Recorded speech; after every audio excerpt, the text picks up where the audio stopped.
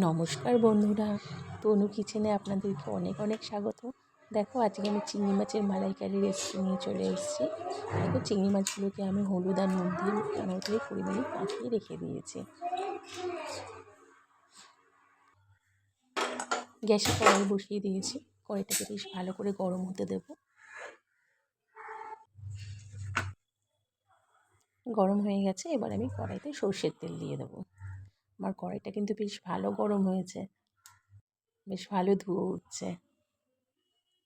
যে কোনো মাছ ভাজার আগে কড়াই এবং তেল বেশ ভালো করে গরম করে নিতে হবে। এতে কী হয়, মাছ লেগে যায় না, খুব ভালোভাবে ভাজা হয়ে যায় বা উল্টানো যায়। এবার আমি চিংড়ি মাছগুলোকে ভেজে নেব।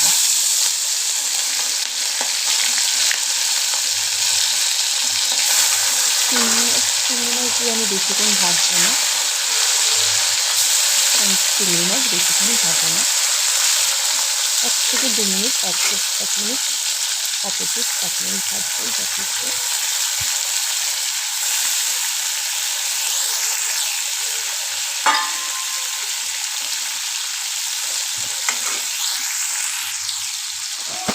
চিংড়ি মাছটাকে বেশিক্ষণ ভাজা করবো না। দেখো মাছগুলোকে আমি এদিকে করে ভেজে নিচ্ছি।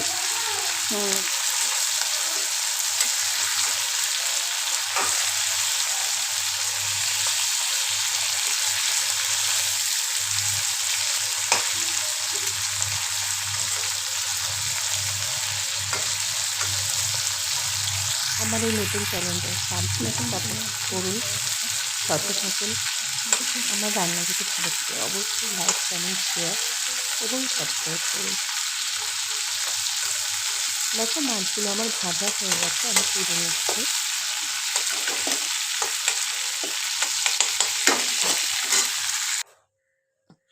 এবার আমি একটা মশলা বানিয়ে নেব। তার জন্য আমি একটা মিডিয়াম সাইজের পেঁয়াজ নিয়েছি, 4 থেকে 5 কোয়া রসুন নিয়েছি, সামান্য আদা কুচি দেব, একটা কাঁচা লঙ্কা দিয়েছি। আপনারা যে যতটা ঝাল খাবেন সেই অনুযায়ী কাঁচা লঙ্কা দেবেন। আমি একটা দিয়েছি। আর সামান্য টমেটো দেবো, ছোট্ট, একদমই ছোটো সাইজের একটা টমেটো কুচি দেবো। সমস্ত মশলাটা আমি মিক্সারে বেটে নেব। এরপরে আমি সেই তেলে, মাছ ভাজার তেলে, গোটা গরম মশলা, তেজপাতা দিয়ে দিলাম। সামান্য নাড়াচাড়া করে আমি বেটে রাখা মশলাটা কড়াইতে দিয়ে দেবো।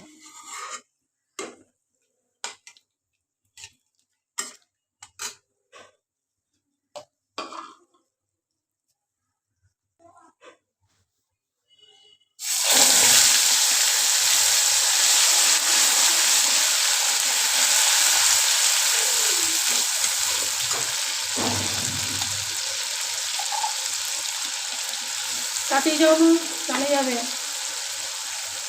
বাটির গায়ে লেগে থাকা মশলাগুলো আমি কাটিয়ে আর জল দিয়ে দিলাম।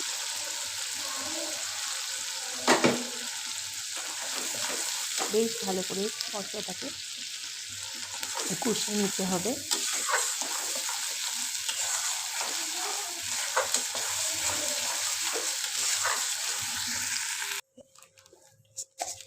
মশলা কষানোর ফাঁকে আমি আর একটা মশলা তৈরি করে নেব। তার জন্য আমি ছোটো চামচের 1 চামচ সর্ষে দিলাম।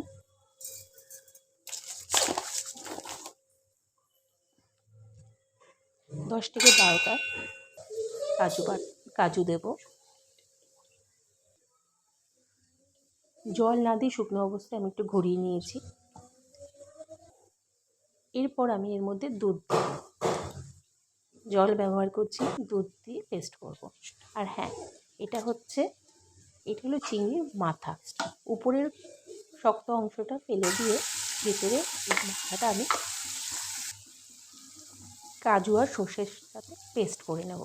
এতে টেস্টটা খুব ভালো আসে, না আপনারাও ট্রাই করে দেখতে পারেন।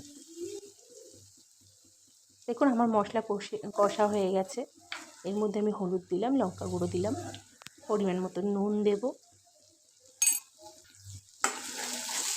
আবারও ভালো করে কষিয়ে নেব।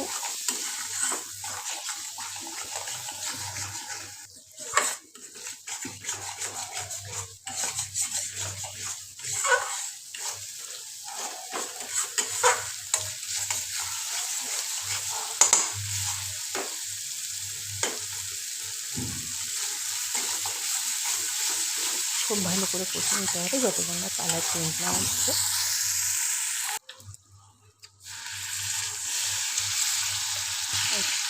সামান্য জল দিয়ে আবার একটু কষে নিচ্ছি।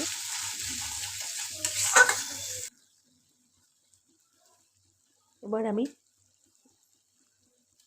চিনি দেব, 2 চামচ চিনি দিয়েছি। আপনারা আপনাদের স্বাদ অনুযায়ী চিনি দেবেন, যে যতটা মিষ্টি খাবে।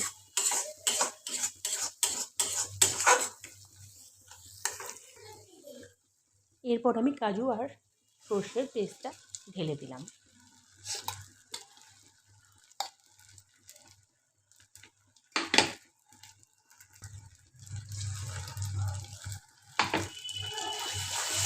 কাজু আর সর্ষের পেস্টটা দিয়ে ভালো করে নাড়িয়ে বেশিক্ষণ কষাবো না,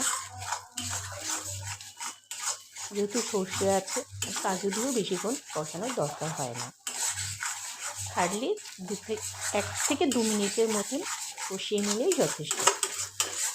দেখো আমার মশলাটা যেহেতু খুব ভালো করে কষানো হয়েছে, আদা রসুনের মশলাটা, সেগুলো কাজু আর সর্ষের পেস্টটা দেওয়ার সাথে সাথেই কিন্তু তেল ছেড়ে এসছে, আর কি সুন্দর দেখো কড়াই থেকে ছেড়ে আসছে। আমার মশলা কিন্তু অনেকটাই কষে গেছে। এই পর্যায়ে আমি আর বেশিক্ষণ কষাবো না, এরপরে আমি এর মধ্যে দুধ ঢেলে দেবো।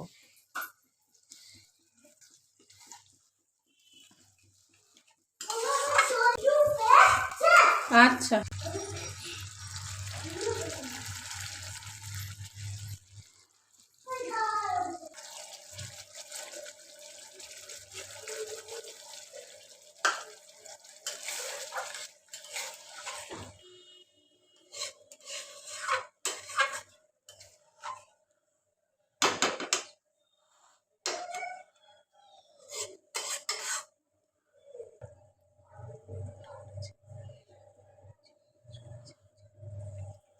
এরপর আমি চিংড়ি মাছগুলো দিয়ে দিলাম।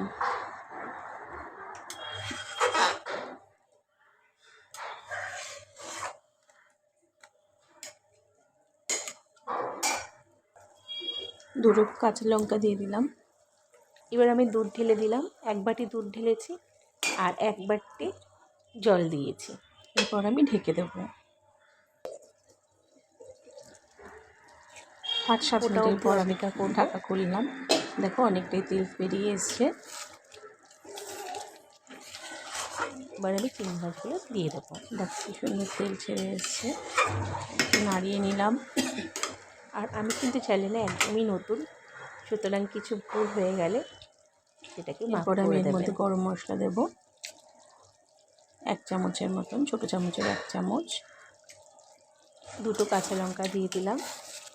একটু নাড়িয়ে নিতে হবে যাতে সব জায়গায় মিশে যায় গরম মশলাটা। এবার 5 থেকে 7 মিনিটের জন্য আমি ঢেকে রাখবো। দেখো 7 মিনিট পরে ঢাকনাটা খুলে কি সুন্দর তেল বেঁচে, আমি আবারও 2 মিনিটের জন্য ঢেকে দিলাম। বেরিয়ে গেছে। একটু দেখো নাড়িয়ে হয়ে গেল আমার চিংড়ি মাছের মালাই, যাতে নিচে লেগে না যায়। তোমরা জানিও আমার এই চিংড়ি মাছের রেসিপিটা। এরপর আমি এর মধ্যে গরম মশলা, ভালো লাগলে সাথে থেকো, পাশে থেকো, লাইক কমেন্ট করো, শেয়ার করো, চ্যানেলটা অবশ্যই সাবস্ক্রাইব করে দিও। ছড়িয়ে দিলাম।